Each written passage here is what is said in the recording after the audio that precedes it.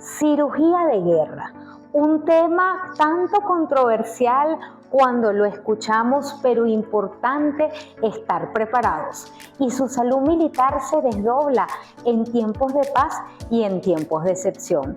Me encuentro con mi general Molina Molina, quien es uno de nuestros maestros en el área de traumatología, en el área de columna, y ahora pues como un gran líder, director del Hospital Militar Vicente Salia Zanoja. Mi general, encantadísima de tenerla acá, y además que sea el organizador del segundo Congreso Nacional de Cirugía Militar, donde tiene agolpados a todos los centros de salud militar y por supuesto invitados especiales de toda Venezuela. Bueno, muchas gracias, doctora Guerrero, de verdad. Es un honor estar acá en TVFAN y te doy las gracias por esta invitación. Exactamente, estamos celebrando ahorita el segundo Congreso Nacional de Cirugía de Guerra y no podía estar más vigente que ahora, en los momentos que está viviendo nuestro país, que está siendo amenazado, ¿verdad?, por una potencia extranjera, y que tenemos una serie de flotas frente al Mar Caribe y frente a Venezuela que de una u otra forma es una amenaza.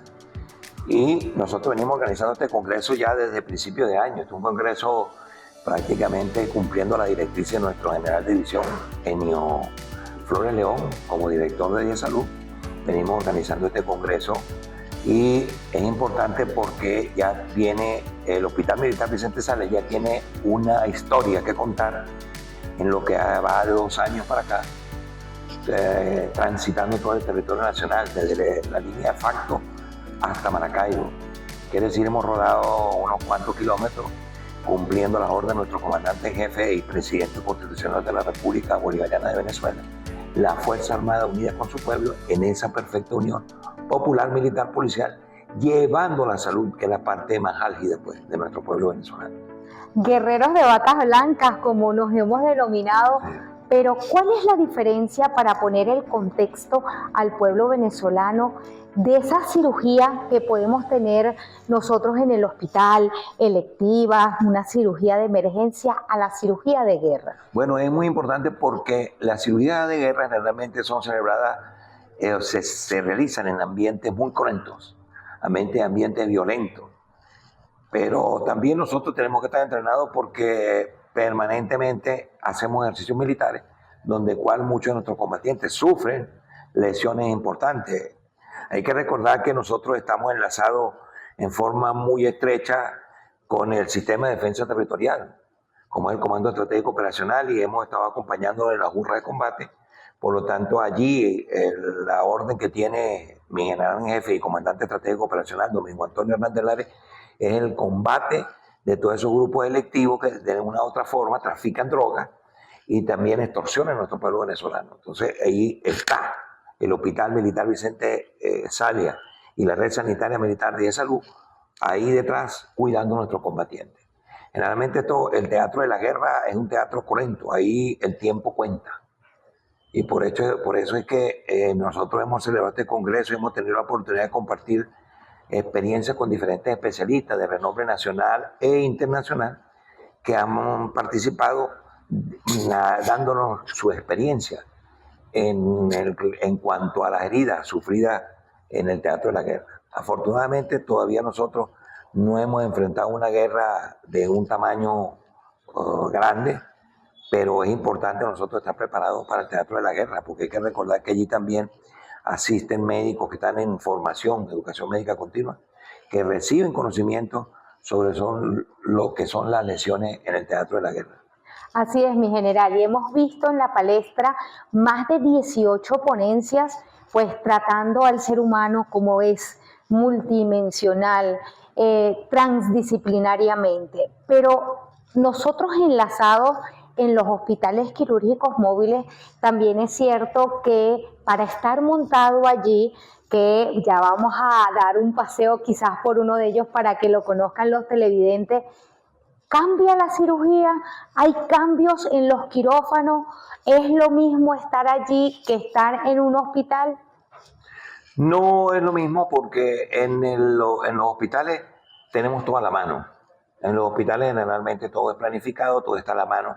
Los pacientes asisten a consultas previas, a veces con un tiempo entre semanas y meses, que permiten planificar. Pero ya en estas operaciones, en los hospitales móviles quirúrgicos, sistema de hospitales móviles quirúrgicos de campaña, nosotros lo realizamos allí en el momento. El paciente tiene que ser sometido a un estudio rápido, ¿verdad? Se hace las evaluaciones previas para ver si clasifica, porque allí se manejan cirugías de baja, mediana y alta complejidad. Generalmente hacemos cirugía de hasta mediana complejidad. Ya los casos de alta complejidad son referidos a un nivel superior, pero tenemos todo el sistema logístico para nosotros llevar a esos pacientes a un nivel superior y ser tratados su patología. Mi general hablaba de un sistema y es importante recordar al pueblo venezolano que no solamente tenemos quirófanos. ¿Qué otra cosa nos ofrecen estos sistemas? El sistema realmente está acompañado indudablemente primero por los quirófanos, las salas de hospitalización, que son esos trailers que viajan por todo Venezuela. Además de eso, tiene la logística que lo acompaña un equipo de rayos X laboratorio. Tiene un cisterna de combustible que alimenta la planta eléctrica para la autosustentación. Tiene además una cisterna de agua que alimenta todo el consumo de agua potable en los quirófanos. Pero además de eso tiene unos camiones logísticos que esos camiones transportan todo lo que se requiere insumo para las operaciones. También transportan hidratación para nuestros combatientes. Y además de eso también los hospitales de campaña, que son aquellas carpas que se establecen donde está la sala de hospitalización. Una vez que el paciente baja del postoperatorio, se recuperan allí. También hay carpas donde se hace el triaje, que es importante clasificar de acuerdo al triaje internacional cuáles son los pacientes que ameritan la cirugía de mayor emergencia. Pues. Además de eso, tiene salas de odontología móviles, que nos permite también ofrecer el servicio de odontología. Y ahora se está trabajando en un tomógrafo móvil también. Así es. Quiere decir que es posible que tengamos también el tomógrafo anexado a este sistema de hospitales quirúrgicos móviles de campaña. Además, una sorpresa para el pueblo venezolano, nuestro Hospital Militar Vicente Salia Anoja, siempre a la vanguardia, forma a todos los operadores en estos hospitales y próximamente tendremos un taller de más de una semana para formarlos como operadores tácticos de estos sistemas. Así es, exactamente. Mi general, nosotros contentos y complacidos de tenerlo acá, de que sea uno de los líderes en este Congreso Nacional, donde por supuesto la educación sigue siendo el eje transversal y el conocimiento es poder. Gracias, María, muchas gracias, así es. Quédate con nosotros porque en breve veremos un poco más traumatismos cráneoencefálicos, problemas odontológicos en estos teatros, por supuesto, todo lo que son traumas oculares y mucho más. Sigue con nosotros.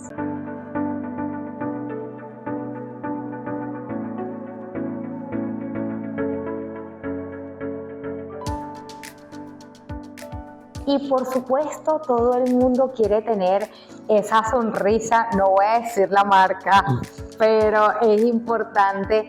Y en un conflicto armado, pues también todo el área bucal es un área que está expuesta.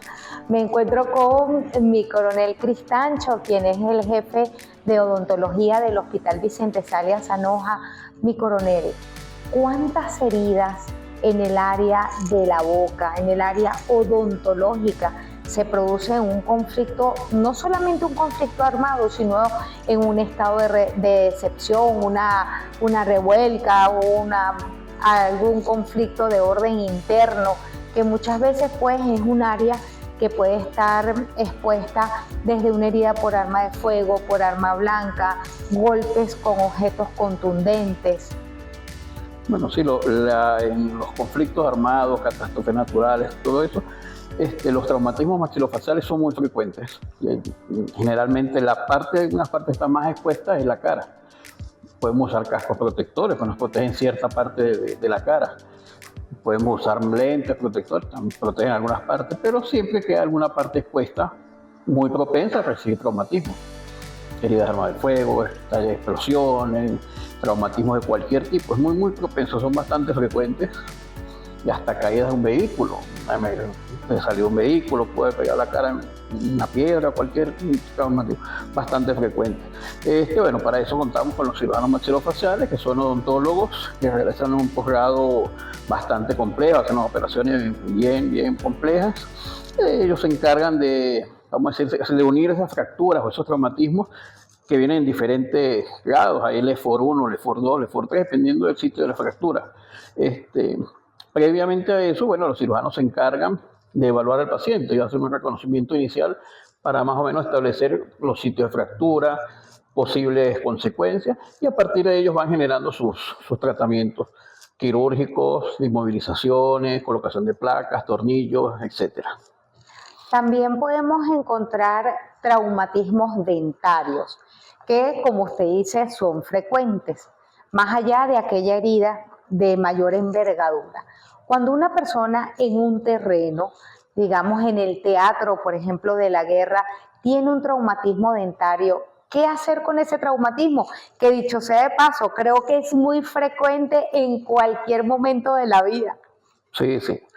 Bueno, fíjate, los traumatismos bucales también son bastante frecuentes, o hasta una caries dental puede estallar un dolor en cualquier sitio, en conflicto, hasta en la oficina. ¿Qué podemos hacer ahí? Bueno, si son fracturas dentarias, lo más indicado es la exodoncia. Exodoncia es sacar la pieza de su sitio. Eso implicaría una baja temporal, pero es una baja. Un conflicto de esas cosas también afectan el rendimiento de la operación. Yo me acuerdo hace muchos años, se hablaba mucho de que las bajas dentales se clasificaban por colores. Incluso había unos cementos que salieron en los años 50, 60 y 70 en la guerra de Vietnam. Dependiendo del color de la restauración, era urgente o menos urgente. Creo que era blanco, azul y rojo, una combinación de colores. Cada color significaba algo para que cuando el soldado o el profesional llegara a la línea posterior, ya más o menos sabían el diagnóstico con el que venía del frente del soldado. Podía ser una exodoncia, un tratamiento de conducto, una simple restauración. Y para que ese profesional volviera al frente y la baja no fuera permanente. Eso nosotros contamos hoy en día, porque uno piensa en el odontólogo y piensa en la silla, en el aparataje. Hoy en día contamos con sillas odontológicas de campaña. Sí. Incluso aquí en el hospital tenemos varias. Sí, siempre hemos tenido unidades de campaña. Son unidades bastante sencillas, portátiles, con todos los implementos mínimos necesarios para una primera atención. Desde una cirugía simple, una exodoncia simple, hasta restaurar una caries, una fractura, cualquier cosa ambulatoria. Ya la parte maxilofacial sí requiere su quirófano y su tratamiento más específicos. Para nosotros es sensible una baja, por ejemplo, con una odontalgia o un dolor en una muelita. ¿Qué hace el primer respondiente en el área de la salud en el terreno? ¿Coloca un AINES? ¿Tiene que retirar a esa persona de manera inmediata de la línea de fuego? Bueno, hay dolores dentarios bastante fuertes.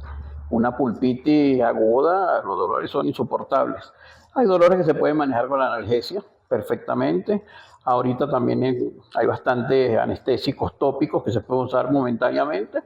Con eso podemos prolongar un poco la permanencia de esa tropa en el frente. Ya si el dolor es muy fuerte, bueno, sí tendríamos que recurrir, pasarlo a la zona posterior y realizar el tratamiento y volver al frente. Normalmente estas bajas dentarias por dolores, fracturas, traumatismos leves, dentales, no maxilofaciales, en máximo 48 horas ya puede perfectamente estar en el frente otra vez.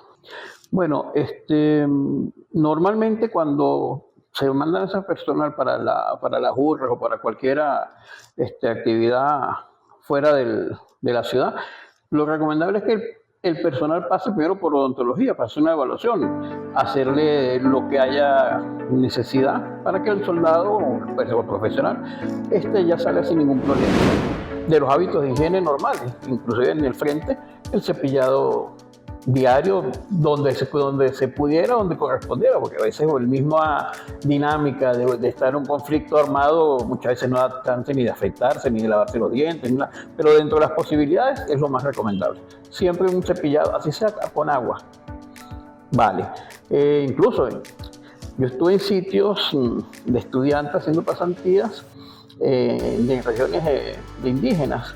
Ellos se cepillan con ceniza. Imagínese. O sea que no es que no tengo pasta de dientes porque estoy en el frente, no importa, hasta ceniza podemos usar, sino simplemente agua claro. Y un cepillo se puede usar, a veces hasta la urgencia, un dedo. Lo importante es tratar de hacer lo mejor que podamos en el sitio donde estemos. Bueno, fíjate, las unidades móviles odontológicas son unidades diseñadas especialmente para prestar el servicio odontológico completo, como aparece móviles. Son muy completas. Aquí la Fuerza Armada cuenta con unas unidades, vienen 2 sillas odontológicas con sus equipos de rayos X, planta eléctrica, tanque de agua, autoclaves, máquinas reveladoras de radiografías automáticas, todo el material de última tecnología. Es prácticamente una clínica ambulante con todos los equipos. O sea, no tiene nada que envidiar un consultorio odontológico de una ciudad. Las unidades portátiles de campaña, son unidades bastante básicas, son unas sillas plegables con un compresor portátil, parece una maletica de esas que uno lleva en las manos de carrión de los aviones. No debe pesar más de unos 10 kilos, creo yo. El compresor es pequeño, pero para resolver en el momento son las ideales, porque son de fácil movimiento, tú lo puedes transportar de un sitio al otro, con 2 personas más que suficiente para transportar eso. Tiene cuenta con su luz, lámparas, sus botellitas de agua que trabajan con la presión del mismo compresor, pero cumplen la función. Y así que quédese con nosotros porque nosotros seguimos acá hablando de cirugía de guerra.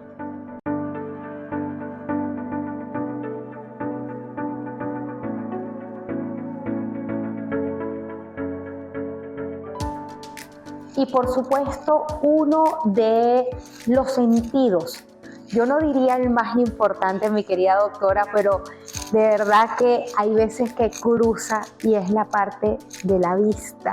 No solamente porque forma parte de ese macizo facial, la cara, sino un sentido tan importante que hay que cuidar. Y en cirugía de guerra, por supuesto, está expuesto, porque a veces no usamos la protección adecuada. En el marco de este segundo congreso que lleva el Hospital Vicente Salias Zanoja con la Dirección General de Salud, ¿cuáles son esas heridas frecuentes que podemos ver en un conflicto armado? Buenas, muchísimas gracias por la invitación. Yo diría que para empezar, el ojo es un sentido muy delicado. Es una de las partes del cuerpo que más fácilmente puede ser herida, puede perderse. Y en un conflicto de guerra, pues quizás es uno de los sitios más expuestos, porque no podemos estar en el campo de guerra y no ver, ¿verdad? Entonces, las lesiones que ocurren a ese nivel pueden ser dadas principalmente por el tipo de mecanismo de lesión, de daño. Actualmente en las guerras modernas, esto ha cambiado muchísimo, ¿verdad? Y entonces existen todos estos mecanismos de explosivos, que no solamente causan una onda expansiva muy fuerte, sino que puede dañar realmente el ojo, pero secundariamente es peor los daños que ocasiona al globo ocular todo lo que sale de esas explosiones, las esquirlas, las piedras, hasta el humo, la tierra, bueno, una cantidad de cosas que van realmente a la parte de la cara. El soldado está cubierto, pero a veces es tan fuerte, y si el soldado no tiene los lentes bien puestos, o sea, sus lentes protectores bien puestos, allí es donde van a hacer el mayor daño. Lesiones abiertas, ¿verdad? Esto puede ir desde erosiones en la córnea, en la superficie ocular, también por el uso, por supuesto, de gases, de líquidos que son realmente muy fuertes, ácidos, álcalis, mostaza. Todo esto puede ocasionar lesiones superficiales, pero las esquirlas, los proyectiles, que también es otro mecanismo de lesión, esto puede ocasionar unas heridas en el ojo, incluso el estallido del globo ocular, ¿no? Y entonces vamos a ver una cantidad de lesiones abiertas y lesiones contundentes, Correcto. que son cerradas, que no se ven. Y entonces, por eso es tan importante saber el mecanismo, cómo se produjo la lesión, para que ese combatiente, ese soldado, pueda ser adecuadamente atendido y llevado a un hospital de guerra, ¿verdad? Donde va a ser atendido por un oftalmólogo ya para empezar su rehabilitación, empezar su atención. Es importante, como usted decía, pues la clasificación de estas heridas. En un momento de un combate, por lo general, nosotros tenemos a alguien que nos acompaña del área de la salud, puede ser ese primer respondiente. ¿Qué debe hacer esa persona que si el combatiente, pongamos, no tiene una conciencia adecuada para preservar el globo ocular sin saber realmente cuál fue el mecanismo en el momento de la evacuación? Esa es una pregunta muy importante. Precisamente en ese, vamos a decir, pandemonium que está ocurriendo en ese momento, así sea un ejercicio militar, ¿no? Que también hay. Cualquier persona, paramédico, ¿verdad? Enfermera, hasta un médico general, no necesariamente un oftalmólogo, puede atender en ese momento a esa persona que cayó por una herida ocular. Lo importante en estos casos es no ponerse a revisar, a presionar. Lo menos que pueden hacer es colocar una gasa o un apósito y presionar, porque si esa herida está abierta, todo lo que hay ahí va a empezar a salirse del ojo. Además por las presiones. Correcto. No hay las presiones tan grandes. Entonces, ¿qué deben hacer? Evacuarlo rápidamente del área, muy rápido. De eso depende que la visión sea conservada. Tratar de no presionar el ojo, no colocar gasas, colocar escudos protectores. Existen plásticos, existen de otros tipos, quizás nosotros usamos en oftalmología, usamos unos plásticos que pueden ayudar porque son curvos, no tocan el ojo, y entonces ustedes pueden llevar a ese herido protegido al sitio donde una persona adecuada y especializada en eso lo va a ver digamos, con microscopio o ya va a saber qué tiene que hacer en ese momento. Otro caso sería que ese mismo otro soldado que caiga porque le entró un cuerpo extraño, a veces son unas esquirlas, vidrios grandísimos, ni se les ocurra tratar de sacarlo. Es que no se tocan, se llevan cubiertos hasta el hospital para que pueda ser atendido. Eso es sumamente importante. No pueden hacer nada en el campo de batalla, sacarlo rápidamente, evacuarlo. Y ese es el problema de las lesiones oculares, que generalmente son hombres jóvenes. Así es. Y bilaterales. No ven, y en el momento que no ven, es el shock de todo lo que ha pasado, entonces tienen que llevárselo inmediatamente y también cubrir el otro ojo, si es que es unilateral. Correcto. Porque el otro ojo se mueve si se mueve el ojo sano, el que está herido también se muere.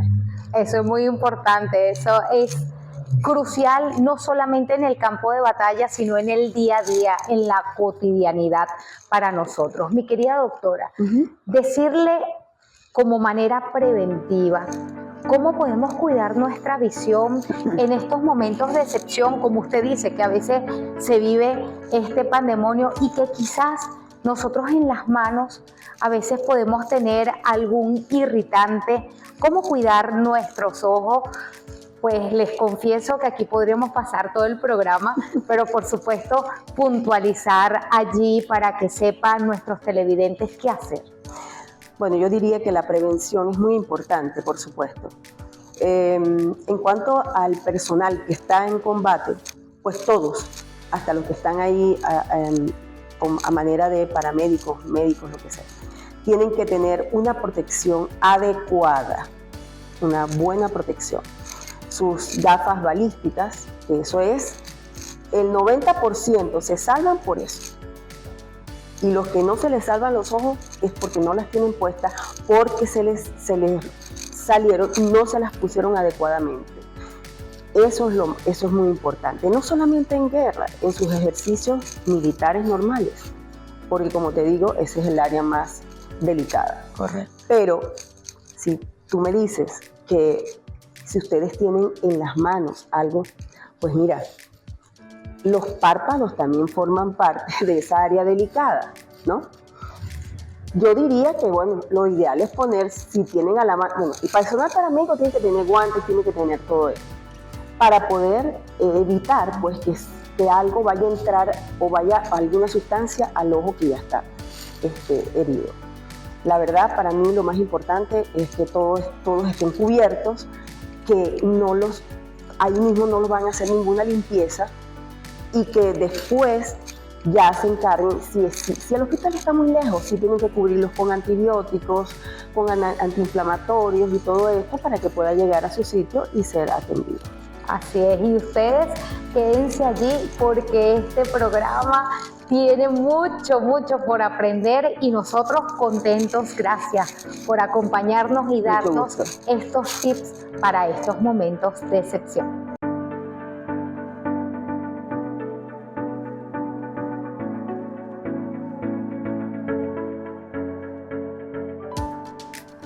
Y este programa ha estado nutrido porque, por supuesto, en el teatro de la guerra el manejo es multidisciplinario.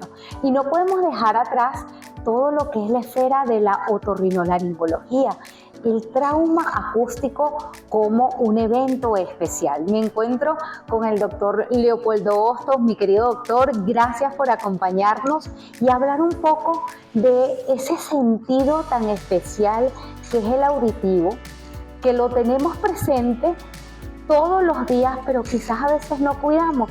¿Y qué pasa en el teatro de la guerra en un tiempo de excepción? Bueno, les doy las gracias por la invitación a este espacio.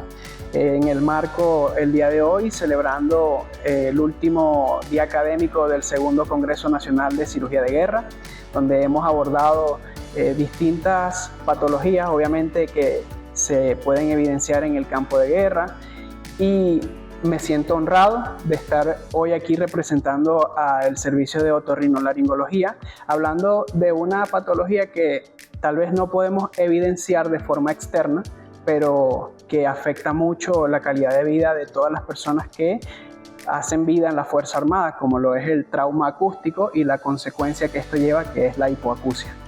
Así es, mi doctor. Nosotros manejamos distintos escenarios.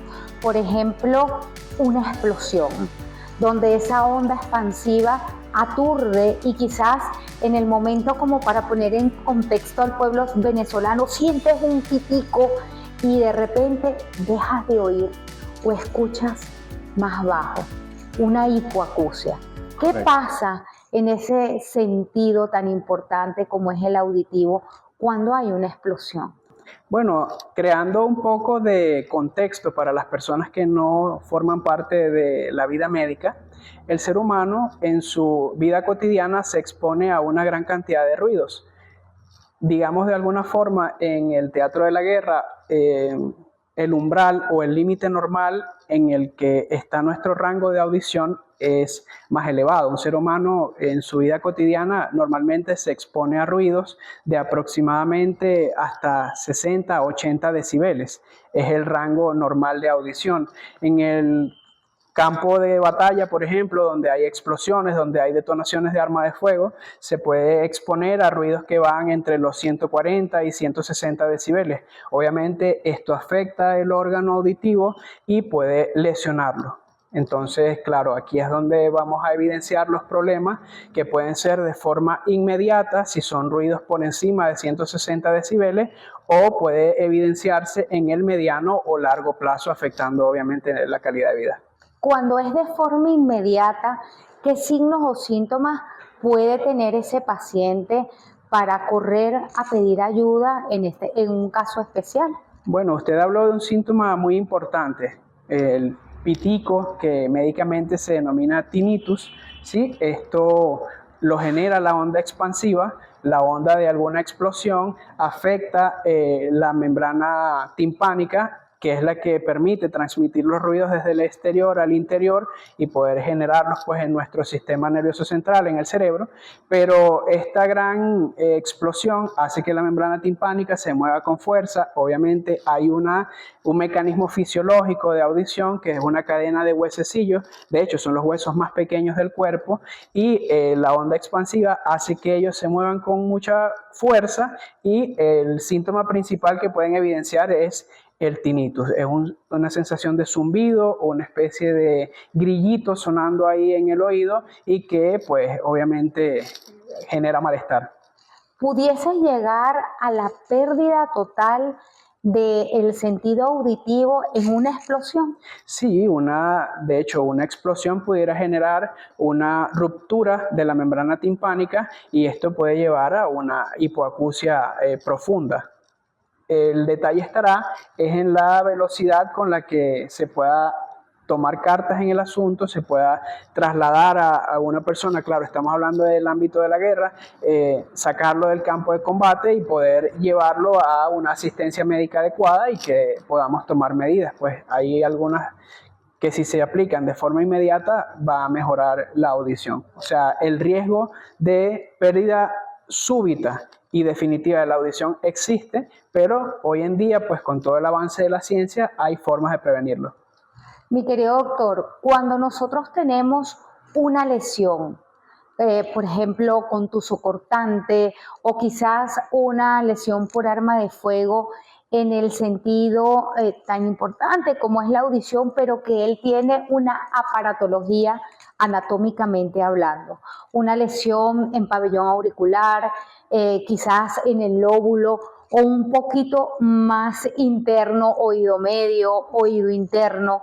¿Qué hace ese combatiente para poder prevenir esa pérdida auditiva? Bueno, en primer lugar, intentando promover las relaciones diplomáticas, lo ideal sería, el ser humano ha evolucionado mucho. Tendríamos que evitar el conflicto armado, pero también es cierto que a lo largo de toda la estadía del ser humano en la Tierra, hemos librado muchas batallas. Entonces, poniendo esto a un lado, ¿no? El combatiente, pues, debería intentar utilizar algunos dispositivos que contamos en la Fuerza Armada para hacer protección auditiva. Hay algunos tapones que son maleables. Esto es cultura preventiva, deberían colocarse previamente a exponerse a los ruidos. Hay algunos también cascos que funcionan como unos auriculares que previenen la exposición a los altos ruidos. Ahora, pues si eso no se pudo lograr porque no contaba o no tenía a disposición del equipo preventivo, pues una vez que se exponga al ruido, una vez que el paciente sienta la sensación de pérdida de la audición de forma súbita, o si tiene tinnitus, o si tiene, por ejemplo, sangrado a través del conducto auditivo externo, que eso se hace evidente, entonces lo ideal sería ser evaluado en un centro especializado. Obviamente, si hablamos como es el contexto de la guerra, están los hospitales de campaña, entonces lo ideal sería que haga una evaluación primaria en este hospital de campaña y de acuerdo a los médicos que estén en esa zona, si considera que requiere un traslado de forma inmediata, ser evaluado en un centro médico de un nivel más alto. Entonces, entre esa parte preventiva, mi doctor, lo importante es el uso de protección, equipamiento de protección para ese combatiente. Es correcto. Lo ideal es que se haga cultura preventiva, que utilicen tanto hablamos en el campo de batalla, pero también en sus prácticas diarias. Y recordemos que en el campo de tiro se exponen a una gran cantidad de detonaciones y eso es de forma diaria. Entonces que en las prácticas, por ejemplo, utilicen una doble protección auditiva, utilicen un tapón maleable que va dentro del conducto auditivo y con el auricular externo que ayuda a reducir de forma considerable los decibeles o es la forma en la que se mide el ruido a los que se expone y pues así podremos garantizar que la pérdida auditiva se minimice al máximo. Por supuesto, nos ha tocado una gran responsabilidad que es culminar este maravilloso programa, mi querido doctor. Como médico venezolano, ¿qué le puede decir al pueblo ante un escenario de un conflicto o un estado de excepción? Bueno, imagine, una gran responsabilidad que me toca. Yo creo que las personas debemos siempre apostar al diálogo. Creo que somos unas personas que hemos desarrollado mucho nuestra forma de resolver problemas. Los invito pues a que cada quien, así sea en gran escala o en pequeña escala, intenten resolver problemas a través del diálogo. Y también quiero hacerle pues la invitación en nombre de nuestra jefa del servicio, la doctora Rosmelis Blanco, al servicio de otorrinolaringología, a que puedan hacer una evaluación médica de forma precoz. Contamos con servicio de audiología en el Hospital Militar Vicente Salia Sanoja para que puedan hacer despistaje de cualquier problema auditivo y podamos, fomentar su calidad de vida. Definitivamente ustedes en casita liberen ese corazón de toxicidad, seamos felices, conversemos. Lo decía un gran cantautor venezolano, Oscar de León, vamos a comunicarnos y así vamos a poder llegar a un diálogo perfecto, vivir en armonía en este mundo tan maravilloso que Dios nos ha regalado y ustedes siempre poniendo amor. Por nuestra parte, Brújula Médica, buscando el norte de tu salud para el servicio de la patria venezolana.